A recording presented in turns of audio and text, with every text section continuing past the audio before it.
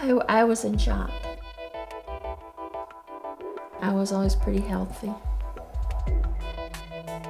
We had come to terms that it was something there.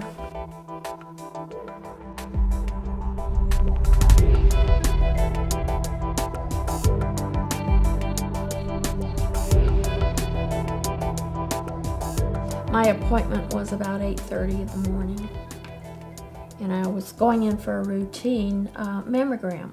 I met Erica, who was the technician that day. I lost my grandmother to breast cancer about 15 years ago. She was not only my grandmother, but my best friend. I worry about anyone's loved ones going through what my family went through. Marcy had no problems at all.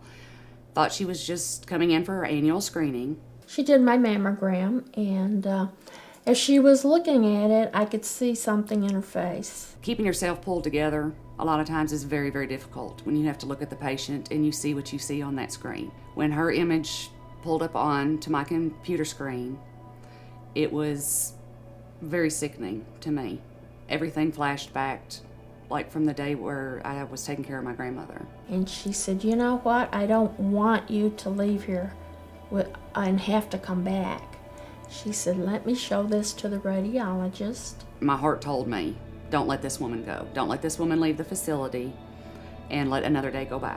In the meantime, I was waiting. She made sure that I was very comfortable.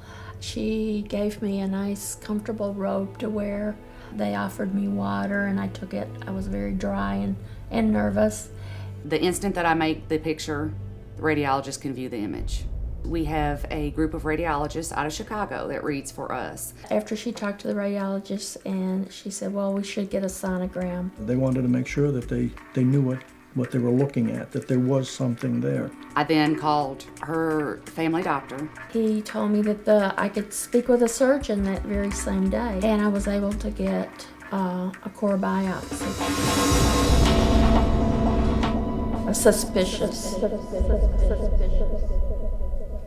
Everything that was said to me was a very suspicious tumor.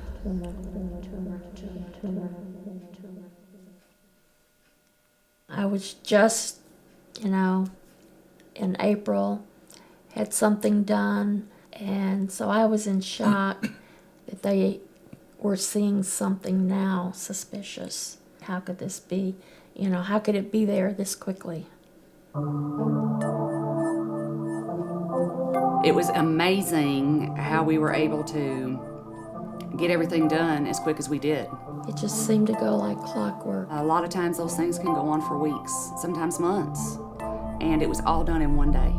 I saw Erica. She did everything she could for me there. I was able to talk to Dr. Anderson, get my results. He was able to send me to a surgeon that day, and the surgeon was able to do my biopsy. I felt like I was on fast track that whole day. A lot of big hospitals I've been to, they don't have as much time to spend with their patients. I was raised in the shadow of New York Hospital, a half a block away. It's a 50-story hospital. 2 blocks away is Sloan Kettering. So it's not like, we're not exposed to hospitals. We were. And I know what it's like to be treated in a big hospital. Sometimes you're literally nothing more than a number.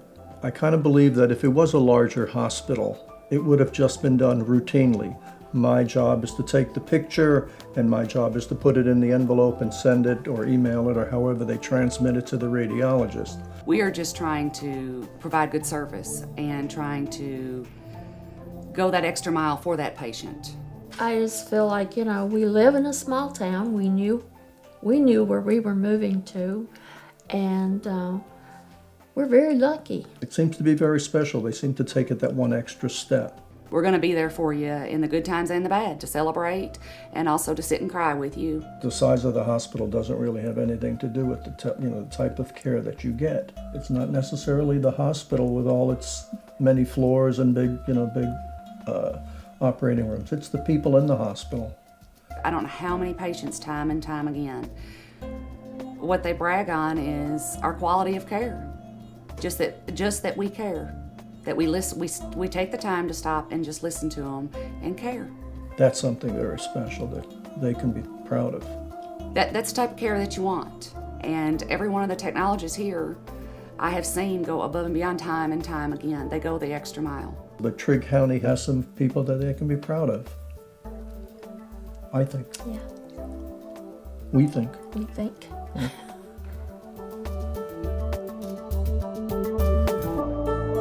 Our kids go, they grew up. Years ago, look how young we looked. Look at your mustache. It's very dark, honey. Is there a lot of mustache? Put me back together. And you do. 20. How old will we be? 138. Yes, it was. Baby.